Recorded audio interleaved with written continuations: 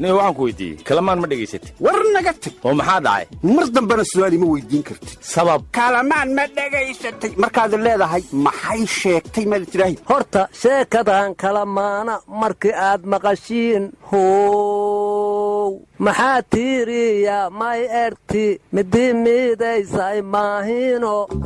waryaalahan reer kalamaanow war maxaa meeshanii ku haystaan miyaa iska fadhi goraynaysaan timiraan abuurti tiifaa talihaa tujaarnimaan towtow oo hadda maxaad ka waddaa Soomaaliland timira u baxda wartii nin abuuray timir uma baxda nagala tag sheekanaas war adeero roob baa nugu malaadiiqayo dooxyadii biyaha ayaana qaadayba maadaa war bahaya abatul cumrigeega ma arkin roob oo diiqna qaay biilan ku ogeeni war waxaa la yidhi waddada u dhaxaysa Garowe iyo Boosaaso ayay qayb ka mida biyo qariyeen baabuurtii iyo dadkiiba bannaanka ka istaagay madaxweyne ku-xigeenka Puntland Karaash baa isku biimeeyey markii uu ka gudba kadib ay dadkii kale ku dhiinadeen marka waxaa la yidhi madaxi waa midii dadkeeda dhibaatada uga hormarta oo waddo u furta ay maraan laakiin hadday dheefta u hormarayso dhibaatadana aysan bays arkayn shacabka mas-uulka maaha warnimayahu Muqdisho wadda madaxda sare ka xiran weligay ma arkin warni ani weligay ma maqlin mas-uul dawladda ka tirsan oo dhahay waddada waa xiran tahay waryaa beenta iska daa sawkii goodax baradhaha iyo kuwa furan ha naloo soo sheegaan xirne dadweynihii xilligii doorashada dayd ku celin waayey dabaaldegga iyo deedankana jeer isaga daahay iyo doraad dacroonta iyo xulkii darajada u qaaday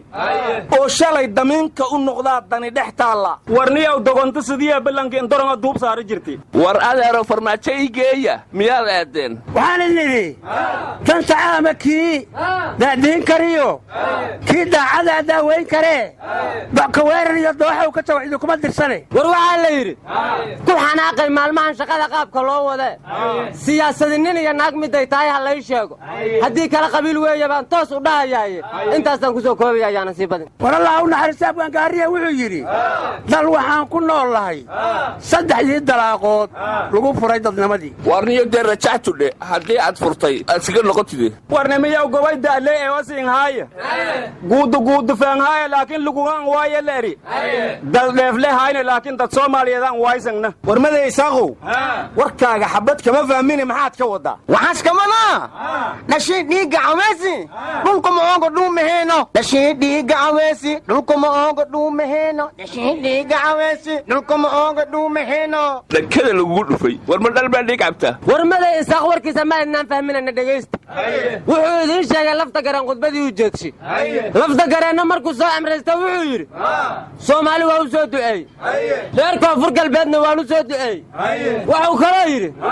inta shaqaynaysa iyo inta loo shaqaynayaba waan u soo duceey waxaan kaloo u soo duceeyuu yidhi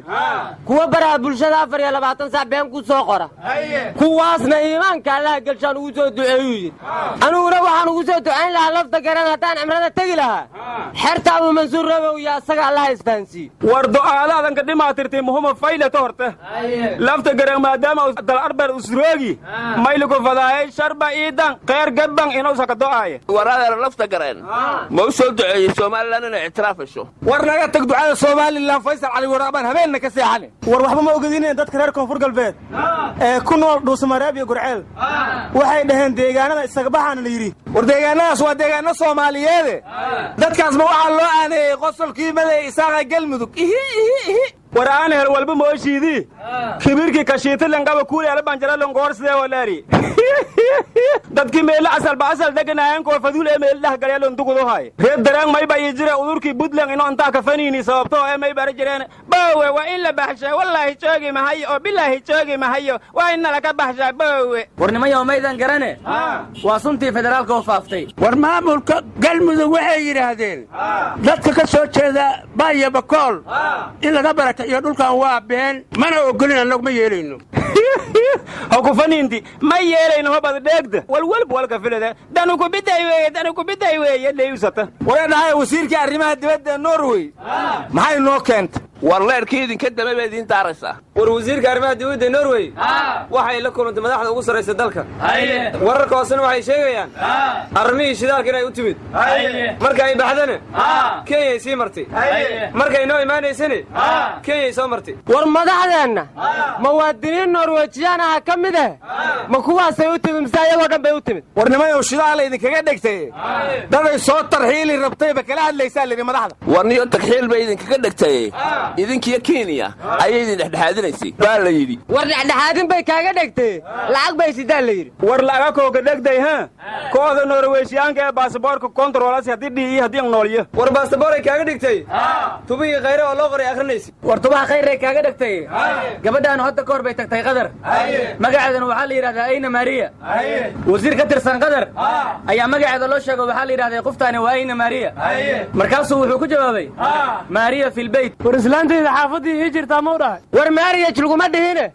ayna Maria lagu yiri warnimayo in doronto wiisaatin Mario siika 90 ayinka damboyti Marisha Carbone waxay ahayd gabadh fanaanada oo riwaayadaha jisha war mareegaalka ayood bay ahayd war reer mudug riwaayad ma jiraan fartay ka leelaaniyo war reer mudug ma goradaasana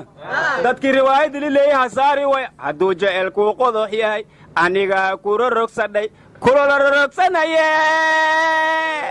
dulmigaas aad falkiraysid weeye mada isaaqo waxa dadka loo soo ceyrinayo hadeer waanu beeninay baawe been weeye leehatama lahayne warnimayo gudoomiye ku-xigeenka golaha shacabka Cabdiweli Muudey maanta soo dhaweyn siyaasadeed baa loo sameeyay maalmo dhaweydna waa tiimooshinaa laga keenaya la dhahayay marka walaagii la sheegay walle ka Jeremiya war waxaas la yaabin ninkii tagaya la soo dhaweeyaa abwaan guraha markii xilka laga qaaday waa tii la soo dhaweeyay war waxa la yiri ciidankii booliska Hirshabeelle maanta waa banaan baxayaan mushaar la'aan ay ka cabanayaan war waliba dar looma toline macawiisa lagu tababaraa xayta mushaarkay rabaan war yaa booliisada shaalalay miyaadan maqli jirin maxaa mushaarkoodu u diiday tuutaa ka hor baa number la siiyay warnimaya wal mooshiidina gobolka Hiiraan qasbiina ka teegan geegani sarkaalkii booliska ka sareeyay la ka diliyay leeyahay reed may su'aal oo Yusuf dabageed maalintiin inoo jiifado hamiinkiina hajeedo faday walnimayo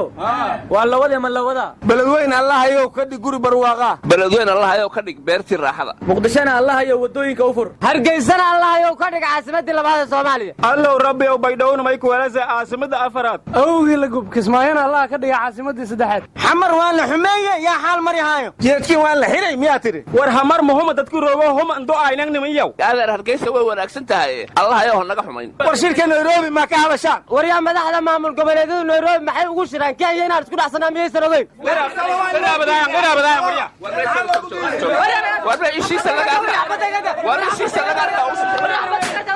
war ishiisa laga arkaa ushiisa lagu dilaa